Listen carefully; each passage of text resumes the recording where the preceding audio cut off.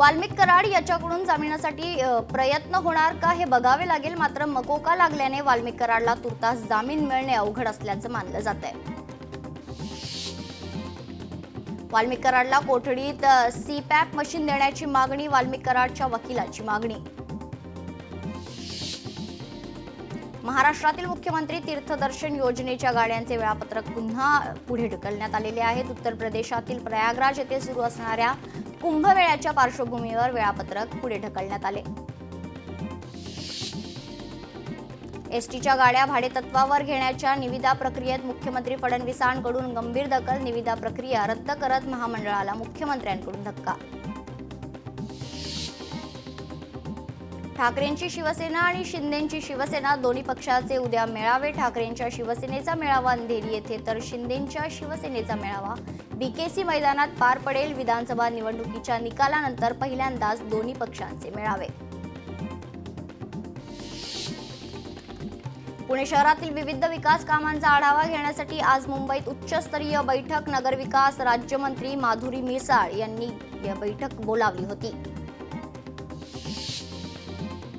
नाशिकमध्ये शिवसेनेचे पदाधिकारी आणि कार्यकर्त्यांची घोषणाबाजी, नाशिक का पालकमंत्री कैसा हो, दादा भुसे जैसा हो अशा घोषणांनी नाशिक दुमदुमले। तर नाशिकच्या पालकमंत्रीपदी दादा भुसे पाहिजे अशी शिवसेनेच्या पदाधिकाऱ्यांची आग्रही भूमिका।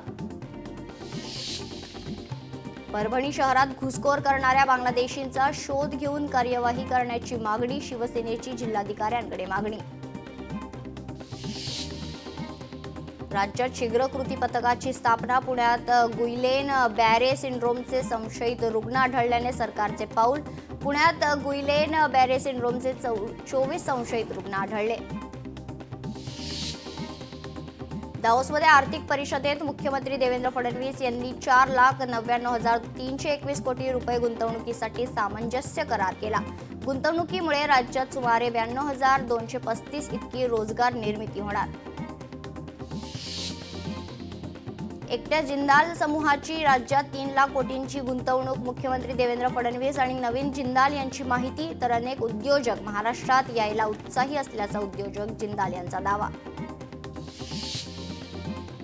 10वी आणि 12वीच्या परीक्षांमध्ये मुख्याध्यापक आणि शिक्षकांना अन्य शाळांमध्ये केंद्र संचालक आणि पर्यवेक्षक म्हणून कामे करावं लागणार। कॉपी मुक्त परीक्षा अभियानाचा भाग म्हणून राज्य माध्यमिक व उच्च माध्यमिक शिक्षण मंडळाचा निर्णय, मात्र काही शिक्षक संघटनांचा विरोध। कोल्हापुरात रस्ते अपघातात मदत करणाऱ्याला मिळणार जिल्हाधिकाऱ्यांच्या हस्ते प्रमाणपत्र, असे प्रतिपादन जिल्हाधिकारी अमोल येडगे यांनी केले। वीरमाता जिजाबाई भोसले वनस्पती उद्यान आणि प्राणी संग्रहालयात सर्पालय खरंतर उभारण्यात येणार आहे। त्यासाठी केंद्रीय प्राणी संग्रहालय आणि प्राधिकरणाची मंजुरी मिळालेली आहे। येत्या काही महिन्यात सर्पालयाच्या बांधकामास सुरुवात होईल। डोनाल्ड ट्रम्प यांनी पदभार स्वीकारल्यानंतर कॅनडा आणि मेक्सिकोवर 25% कर लादण्याची घोषणा, त्यानंतर ज्याचे पडसाद आता देशांतर्गत बाजारात दिसलेत। या सगळ्याचा परिणाम शेअर मार्केटवर झालाय। पवई अंधेरी धारावीमध्ये आज पाणी टंचाई, तानसा जलवाहिनीला गळती लागल्याने पाणी पुरवठा ठप्प, पाणी जपून वापरण्याचं प्रशासनाचं आवाहन, जलवाहिनी दुरुस्तीचं काम वेगानं सुरू। पुण्यात भारती विद्यापीठ आणि आंबेगाव येथे उद्या पाणी पुरवठा बंद। पर्वती जल शुद्धीकरण केंद्रातील तळजाई टाकी येथील मुख्य जलवाहिनीचं काम करण्यात येणार असल्याने पाणी पुरवठा बंद राहणार। पुढील 2-3 दिवस मुंबईतील तापमानात घट होण्याचा अंदाज, हवामान विभागाकडून माहिती। उत्तरेकडून येणाऱ्या जोरदार वाऱ्यांमुळे तापमानात घट होणार असल्याची माहिती। शोले प्रदर्शित होऊन यंदा 50 वर्ष पूर्ण, राज्यातील थिएटर मालकांनी शोले चित्रपट मोफत दाखवावा, सांस्कृतिक मंत्री आशिष शेलार यांचे थिएटर मालकांना आवाहन। लोकशाही मराठी ऐका, पहा, जागरूक रहा।